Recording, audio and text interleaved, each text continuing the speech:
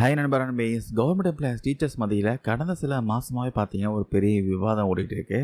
அது என்னென்னா, முந்தைய ஸ்டாலின் அரசு அறிவித்த டேப்ஸ் பென்ஷன் ஸ்கீம் இப்போ இருக்கிற முதலமைச்சர் விஜய் அரசு தொடருவாங்களா இல்லையான்றது தான். இந்த குழப்பத்துக்கு இப்போ முற்றுப்புள்ளி வச்சிருக்கிற மாதிரி ஒரு அரசாணை வெளிவந்திருக்கு. இடைக்காலத்தில் ஓய்வு பெற்ற எம்ப்ளாயீஸோடைய வாழ்வாதாரத்தை காப்பாற்ற நிதித்துறையை இப்போ ஒரு முக்கியமான அவசர கால அரசாணை வெளியிட்டிருக்காங்க.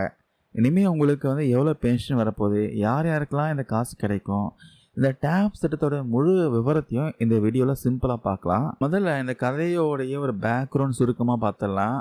கடந்த 2003 ஏப்ரல் 1க்கு அப்புறமா கவர்மெண்ட் ஜாப்பில் சேர்ந்தவங்க எல்லாரையும் பங்களிப்பு ஓய்வூதிய திட்டம், அதாவது சிபிஎஸ் பென்ஷன் ஸ்கீம்குள்ளே கொண்டு வந்தாங்க. ஆனால் இதில் மார்க்கெட் நிலவரப்படி பார்த்தீங்கன்னா பென்ஷன் மாறதுனால தங்களுக்கு ஓல்டு பென்ஷன் ஸ்கீம் தான் வேணும்ட்டு கவர்மெண்ட் எம்ப்ளாயீஸ் பார்த்தீங்கன்னா கடந்த 23 வருஷமாக தொடர்ந்து போராடிட்டு வந்தாங்க. இதை பரிசீலனை செஞ்ச அப்போதைய முதலமைச்சரான ஸ்டாலின் எம்ப்ளாயீஸோடைய சமூக பாதுகாப்பை உறுதி செய்ய தமிழ்நாடு உறுதியளிக்கப்பட்ட ஓய்வூதிய திட்டம் அப்படின்னு ஒரு புது திட்டத்தை கொண்டு வந்து இது 2026 ஜனவரி 1 முதல் அமலுக்கு வரணும்னு அறிவிச்சாரு. இந்த டேப்ஸ் பென்ஷன் ஸ்கீமுடைய ஒரு மெயின் பிளான் என்னன்னா, ஒரு எம்ப்ளாயீஸ் கடைசியாவான அடிப்படை சம்பளத்தில் 50% தொகையை ஓய்வூதியமாக தரணும். ஆனால் இதுக்கான சட்ட ரீதியான கணக்கீடு நடைமுறைகள்லாம் முழுசாக இறுதி செய்ய இன்னும் கொஞ்சம் கூடுதல் கால அவகாசம் பார்த்தீங்கன்னா தேவைப்படுது. அதனால் விரிவான இறுதி விதிகள் வர வரைக்கும் 2026 ஜனவரி 1க்கு அப்புறமா ரிட்டையர்மெண்ட் ஆன ஊழியர்கள்லாம் காசு இல்லாமல் கஷ்டப்படக்கூடாது இல்லையா.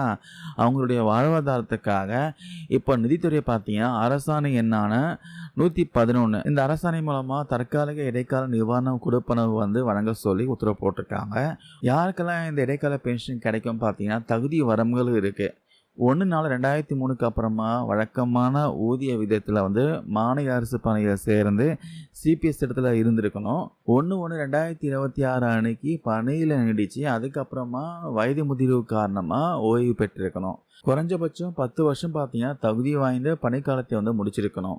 அதுக்கப்புறம் பணியின் போது மரணமடைந்த கவர்மெண்ட் எம்ப்ளாயீஸோடைய தகுதியான குடும்ப உறுப்பினர்களுக்கும் இது பொருந்தும். யாருக்கெல்லாம் இது கிடைக்காதுன்னு பார்த்தீங்கன்னா, வயது முதிர்வு அல்லது பணியிட மரணம் தவிர்த்து விருப்ப ஓய்வு விஆர்எஸ் அல்லது ராஜினாமா செஞ்சுட்டு போனவங்களுக்கு இப்போதைக்கு இது பொருந்தாது. அதுக்கப்புறம் ஒழுங்கு நடவடிக்கை, அதாவது ரூல் நம்பர் 17B கீழ் கேஸ் நிலுவையில் இருக்கும் போதே ரிட்டையர்மெண்ட் ஆன ஊழியர்களுக்கு இது கிடையாது. அதுக்கப்புறம் 1/1/2026க்கு முன்னாடியே ஓய்வு பெற்றவர்களுக்கும் இது பொருந்தாது. இவங்களுக்கு தனி உத்தரவு பார்த்தீங்கன்னா அதுக்கப்புறமா வரும்னு சொல்லியிருக்காங்க.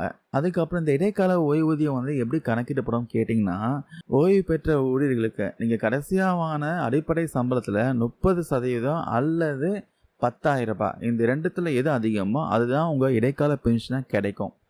இதோட இப்போ நடைமுறையில் இருக்கிற 60% டிஎன்எஸ் அலவன்ஸும் சேர்த்து மாதம் வழங்கப்படும். ரெண்டாவது, பணியின் போது மரணமடைந்த எம்ப்ளாயீஸோட குடும்பத்துக்கு அவங்களுக்கு பார்த்தீங்கன்னா இதே கணக்கு தான். கடைசி அடிப்படை சம்பளத்தில் 30% அல்லது 10,000 ரூபாய், இதில் எது அதிகமோ அது கிடைக்கும். அதுவாக கூட 60% டிஎன்எஸ் அலவன்ஸும் சேர்த்து வழங்கப்படும். அதுக்கப்புறம் இடைக்கால பென்ஷன் வாங்கும் போதே ஊழியர் மரணம் அடைந்தா அந்த தகுதியான குடும்ப உறுப்பினர்களுக்கு ஊழியர் வாங்கிட்டு இருந்த இடைக்கால தொகையிலிருந்து 60% பார்த்தீங்கன்னா குடும்ப ஓய்வூதியமாக வழங்கப்படும்.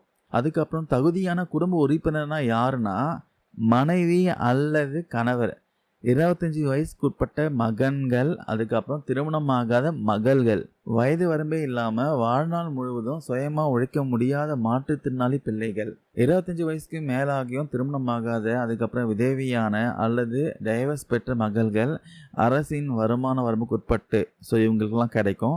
மேலும் பார்த்தீங்கன்னா திருமணமாகாத ஊழியருடைய பேரண்ட்ஸ் ஆட்டம், உடன் பிறந்தவர்களாட்டம், இவங்களாம் தான் பார்த்தீங்கன்னா தகுதியான குடும்ப உறுப்பினர்கள். ஒருவேளை உங்களுக்கு இந்த டேப்ஸ் பென்ஷன் பிடிக்கலனா இதிலிருந்து வெளியேற 2 சாய்ஸ் தராங்க. முதல் கட்டம், இறுதி விதிகள் வர வரைக்கும் வெயிட் பண்ண விரும்பாதவங்க ஃபார்ம் 3 அல்லது ஃபார்ம் 4 சப்மிட் பண்ணிட்டு உடனே வெளியேறலாம். உங்களுடைய சிபிஎஸ் கணக்கில் இருக்கிற ஊழியர் மற்றும் அரசாங்கத்துடைய பங்களிப்பு தொகை பார்த்தீங்கன்னா வட்டியோடு செட்டில் பண்ணிடுவாங்களாம். ஆனால் அதுக்கப்புறம் டேப்ஸ் திட்ட பலன்கள் கேட்கவே முடியாதான். இது மாற்ற முடியாத ஒரு முடிவு சொல்கிறாங்க. அதுக்கப்புறம் 2ஆம் கட்டத்தை பார்த்தீங்கன்னா, இப்போதைக்கு இந்த இடைக்கால பென்ஷன் வாங்கிட்டு அப்புறமா அரசாங்கம் முழுமையான இறுதி விதிகளை அறிவிச்சிட்ட அப்புறமா டேப்ஸ்லேயே நீடிக்கிறதா இல்லை சிபிஎஸ் காசை வாங்கிட்டு வெளியேறத்தான்னு நீங்களே முடிவு பண்ணிக்கலாம் சொல்லியிருக்காங்க. இந்த பலனை வாங்க விரும்புகிறவங்க ஃபார்ம் 1, ஃபார்ம் 2 இதை ஃபில் பண்ணி கொடுக்கணும்.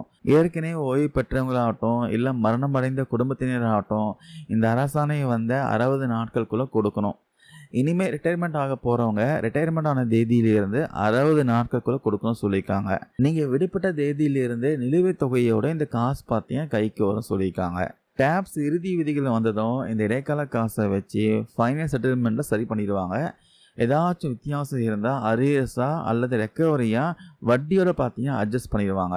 ஸோ மக்களே, டேப்ஸ் பென்ஷனுடைய இந்த இறுதி விதிகளுக்காக காத்துட்டு இருக்கிற ஆயிரக்கணக்கான ஓய்வு பெற்ற அரசு ஊழியர் குடும்பங்களுக்கு இந்த இடைக்கால பென்ஷன் அரசாணை ஒரு மிகப்பெரிய ஒரு பொருளாதார பாதுகாப்பையும் மன அமைதியும் கொடுத்துருக்குன்னு சொல்லலாம்.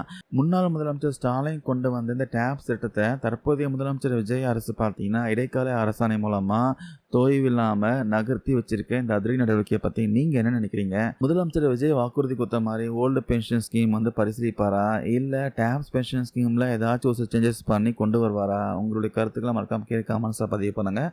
இந்த வீடியோவில் ஷேர் பண்ண தகவல் யூஸ்ஃபுல்லாக இருக்கும் நம்புகிறேன். தேங்க்யூ நண்பர் அண்ட் பீஸ்.